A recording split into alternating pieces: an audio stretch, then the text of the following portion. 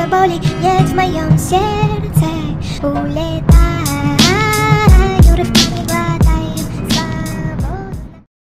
안녕하신 대한민국 소비자 여러분, 안녕하십니까. 흑수저 라이프 거지라이더 초이스민입니다. 오늘 주말인데 안 나갑니다. 그동안 저는 바이크 주행 영상은 기본으로 깔고 소비자의 입장에서 가성비 꽤 준수한 제품을 소개해 왔습니다. 물론 그 와중에 실패한 사례도 몇 번 있었고요. 최근에 올렸던 전기요는 정말 살게 못했습니다. 그런데 그 전기요가 최악은 아니었고요. 정말 최악인 경험은 바이크였습니다. 오늘 어차피 바이러스 걱정도 있고 바람도 무식하게 불고 있으니 집에서 영상이나 만들어 보겠습니다. 그런 이유에서 이번에 제 머릿속에 담아왔던 것을 끄집어내 보려 합니다. 저의 채널은 좋아요와 구독을 강요하지 않습니다. 다만 우리 이웃들에게 도움이 된다 판단되시면 제 영상의 정보만이라도 공유해 주시길 부탁드립니다. 최소의 선택으로 만드는 자유, 지금 시작합니다.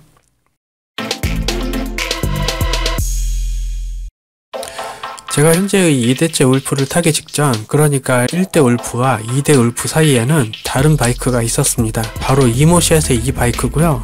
로얄 엔필드의 컨티넨탈 GT의 표절 같은 디자인과 엔진 기통 모양만 다른 YB 엔진인지 YB 카피아 엔진인지가 붙어 있습니다. 마치 이탈리아 브랜드인 것 같은 제품이지만 실제 서류를 보면 브랜드 업체 국가는 타일랜드라고 나옵니다. 그리고 중국에서 생산되어 이 공장이 어디에 붙어 있는지, 어떤 공장인지도 아직 모릅니다. 국내 소비자 중에 아는 사람이 있을지 모르겠네요. 아무튼 이 차량이 가진 브랜드의 국적은 태국이고 생산 공장은 알 수도 없는 중국 공장이고 이탈리아와는 관계가 없는 겁니다. 1년에 1만 킬로미터 무상 AS가 가능하긴 한데 1년에 1만 킬로미터 타는 내내 고장과 사고 위협에 시달렸습니다. 이 바이크를 구매한 후 단 하루도 불안감을 느끼지 않은 날이 없으며 현재까지도 이 차량이 생각나는 날에는 정신적인 스트레스로 인해 운전을 할 수 없을 정도로 심각한 심리적 불안 증세 및 분노 조절장애 현상을 겪고 있습니다. 오늘은 코로나19 바이러스뿐만 아니라 바람 상태도 심각한 듯하여 밖에도 안 나가고 분노 조절 장애로 사고 칠 일 없으니 방에서 천천히 그동안 겪은 이 중국산 바이크에 대해 곱씹어 보도록 하겠습니다. 그래도 신뢰하고 믿고 타보자 해서 처음부터 증거 수집을 안 한 관계로 몇 가지는 사진이 없습니다. 녹취 같은 것도 안 해서 제시할 수는 없지만 의심이 된다면 거짓말 탐지기를 동원해서라도 제가 거짓 정보를 전하지 않았다는 사실을 밝히고 싶습니다. 또한 이 차량이 분명히 문제가 있었음에도 해당 총판 직원이 당장 눈앞에 있을 때 말빨로 얼버무리고 고객 불만을 누리려고 했던 행태에 대해 절대 간과할 수 없으며 앞으로 바이크는 물론 이 한국 총판 업체와 관련된 전기 스쿠터도 절대 구입하지 않고 주변 사람들에게 사지 말라고 두 팔 걷어붙이고 말릴 것입니다. 매뉴얼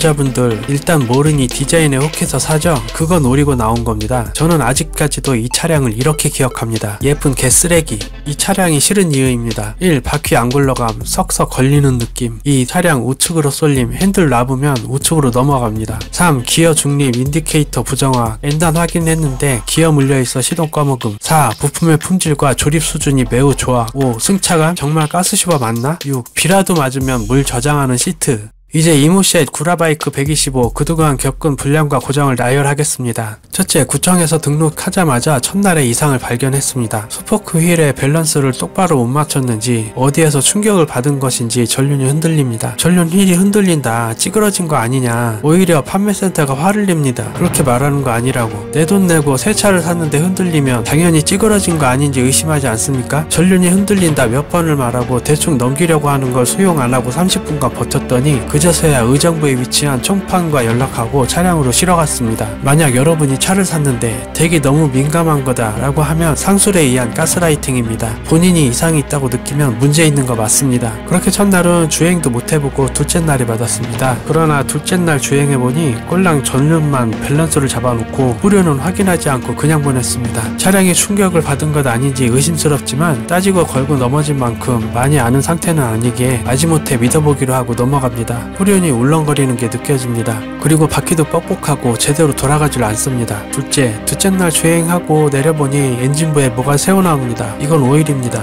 거의 반년 넘게 이 상태로 다녔고요. 주행으로 엔진이 열받으면 이게 튜브라인 타고 나오는 거니 큰 문제는 아니랍니다. 당시 이때부터 유튜브 활동을 생각하고 있었기 때문에 좋은 관계 유지하고자 화 안 내고 싫은 소리 똑바로 안 하고 그냥 좀 봐줘요. 라고만 했던 게 잘못입니다. 실제 주행시 핸들에 틱틱 이상한 느낌이 듭니다. 내려서 확인해보니 휀다와 쇼바를 고정하는 브라켓 부위 볼트가 풀려 올라와 있습니다. 동네 센터로 가서 조여달라고 합니다. 넷째, 전륜 쇼바에 먼지가 축축하게 붙습니다. 뭔가 미세하게 새는가 본데 고무 커버를 들어보면 육안으로는 확인이 안 됩니다. 그냥 닦고 계속 타봅니다. 다섯째, 처음부터 기어 물림이 턱턱 걸리는 느낌으로 변속 충격이 있었으나 원래 타던 울프도 변속 충격이 좀 있는 차량이라 이 차량도 그런 줄 알았습니다. 그러나 얼마 후 신호 받고 출발하는 도중 3단부터 기어가 안 물렸고 뒤에 따라오는 차량이 놀라서 급하게 차선을 바꿔야 했습니다. 저단 저RPM으로 주행하면서 약 10km를 달려 또 동네 센터를 갑니다. 이모씨의 총판에 연락하여 또 차량으로 실어갔고 다음 며칠 후에 받았습니다. 그러나 이후에도 변속 충격과 불안정한 기어 물림은 해결되지 않았습니다. 기어 안 물리는 건 뭐가 문제였나 물어보니 내부에서 나사가 빠졌답니다. 정말 나사 하나 빠진 걸로 제가 그 사고 위기를 겪어야 했을까요? 그리고 다시 받았을 때에는 이 클러치 기어 연결 부위에 있는 스프링 핀이 힘에 의해 변형되어 왔습니다. 이 모 부분과 아래 홈 부분에 스프링이 결착되어야 하는데 아랫부분이 힘으로 변형되어 있어 모양을 바로잡으려고 했더니 부러져 버렸습니다. 여섯째, 머플러 커버가 떨어졌습니다. 동네 센터를 또 찾아갑니다. 또 총판에 연락하고 차량으로 오가는 것도 시간이 걸리고 답답하기도 하여 아예 제가 직접 수리받으러 가겠다고 했습니다. 동네 센터에서는 가는 김에 이상 있는 부분 모두 확인하고 수리를 받으랍니다. 직접 찾아간 의정부의 이 업체는 국내 총판, 그러니까 국내 판매 업체 본사에 해당됩니다. 바이크 수입 판매뿐만 아니라 전기 스쿠터도 판매하는 업체입니다. 그런데 이날 클레임 고객으로 찾아간 저는 본사 소속 대리한테 어처구니 없는 소리를 듣게 됩니다. 이것 때문에 알루미늄 용접봉을 사러 나갔다 왔다. 자기들이 파는 제품에 하자가 있어 고치러 왔는데 마치 제가 민폐를 끼치는 것처럼 말합니다. 대리라는 직급은 고객 앞에서 회사를 대리하는 존재입니다. 본사인 곳에서 회사 대리인 사람이 고객 클레임을 민폐처럼 내하네요. 좀 황당하지만 저는 바이크 유튜버로서 활동할 것이기 때문에 일단은 좋은 관계 유지하고자 노력해봅니다. 이제 몇 개 고치면 괜찮겠지, 얼굴도 좀 익으면 잘 좀 봐주겠지. 근데 원래 여기서 수리하는 게 아니고 이번엔 받을 테니 다음에 여기로 오지 말고 대리점으로 가랍니다. 아니 여태까지 문제 있을 때 이쪽으로 가지고 왔잖아요. 그리고 오늘은 직접 수리를 받으러 왔습니다. 오늘은 차량이 출동을 안 하고 제가 직접 수리를 받으러 왔습니다. 이 차량의 이력을 이쪽에서 알고 있을 것 아닙니까? 고객 클레임을 대체 뭐라고 보는 걸까요? 웬만큼 그런가 보다 하는 부품 고장이 아니라 프레임 등 고정되어야 할 파츠가 떨어지는 건 사고를 유발할 수 있기 때문에 클레임건으로 들어가야 합니다. 여러분들도 신차의 프레임 파츠 문제는 대충 대리점에서 떼우지 마십시오. 보증 기간 내 메인 프레임에 붙은 게 이상이 있다거나 파츠가 떨어져 나간다든가 안전에 위협을 받는 고장은 대리점에서 대충 해결할 일이 아니라 본사에 따져야 하는 심각한 문제입니다. 정말 어처구니 없지만 대놓고 짜증낼 수는 없고 일단 믿고 타보기로 했으니 온 김에 문제점 하나하나 해결해보려고 말했습니다. 주행시 핸들 놓고 확인해보니 차량이 우측으로 기운다.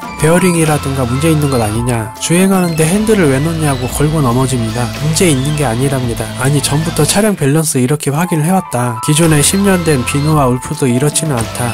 그래도 끝까지 아니랍니다. 안전상의 문제가 있을 수 있다. 감속할 때에도 미세하게 우측으로 기운다. 그랬더니 브레이크 패드가 우측에 붙어 있으니 당연히 우측으로 기운답니다. 아, 브레이크 패드는 이 바이크에만 붙어 있는가 보죠? 어거지로 그때그때 당장 눈앞에서 말빨로 이기면 다 되는 호구로 보이나 봅니다. 어처구니 없지만 다음을 말해봅니다. 전에 기어 문제 있었을 때 수리받고 온 후 스프링 핀이 변형됐다. 자리 잡으려고 모양 잡는데 부러져 버렸다. 교체해달라. 그랬더니 마지막에 제가 만졌으니 부러진 게 제 탓이랍니다. 그런 게 어딨어요. 멀쩡한 상태로 왔으면 제가 만질 일도 없었죠. 이거 못 고쳐요? 엔진 커버 따내고 내부에서 빼야 된답니다. 엔진 오일 빠질 테니 오일 교체 비용 들어가고 이건 제 부담이랍니다. 게다가 꼭 중요한 부품은 아니니 이 상태로 타고 다니더라도 문제 없을 거랍니다. 아무리 싼 차량이라지만 신차 돈 들여서 샀는데 또 돈을 쓰기는 싫으니 다른 문제로 넘어갑니다. 엔진부에서 오일이 자꾸 나온다. 이 부분은 너무 오래돼서 뭐라 했는지 기억이 안 나는데 아무튼 절대로 해결해주지 않고 버팁니다. 다음, 주행 안전상에 문제 없으면 내가 이렇게까지 오진 않는다. 사고 안 나게만 확인 좀 해달라. 말하는 중 그 대리가 후륜 바퀴를 돌리는데 소기어와 체인이 툭 바닥으로 떨어졌습니다. 매우 당연한 소리겠지만 소기어는 여기 속에 고정되어 있어야 하는 겁니다. 변속 충격이 발생하고 기어 물림이 불안정했던 이유가 이겁니다. 소기어가 회전축에 고정되게 할 부품이 행방불명입니다. 거기서는 아무 말도 안 하고 후배 직원 불러서 부품 가져오라고 시키더라고요. 아무 말 없이 바퀴축도 돌려봅니다. 바퀴가 충격을 먹었는지 베어링이 없는 건지 뻑뻑합니다. 후배 직원을 또 부릅니다. 떡디 좀 가져와라. 예, 바퀴 뻑뻑한 거 바퀴축에 WD 뿌려서 타고 다닙니다. 참 대단한 바이크 아닙니까? 얘기가 참 길죠? 이게 끝일까요? 이 정도로 끝이면 제가 이걸 영상으로 만들었을까요? 영상이 너무 길어 좀 나눠야 할 것 같습니다. 일단은 지금 글로 정리하는데도 스트레스 올라오고 피곤하니 이만 마치겠습니다. 다음 편으로 마칠 수 있을진 모르겠는데 아무튼 다음 편 계속 올리겠습니다. 시청자 여러분께 안전하고 편안한 나날이 계속되길 바라겠습니다. 시청해주셔서 고맙습니다. 저는 정지선.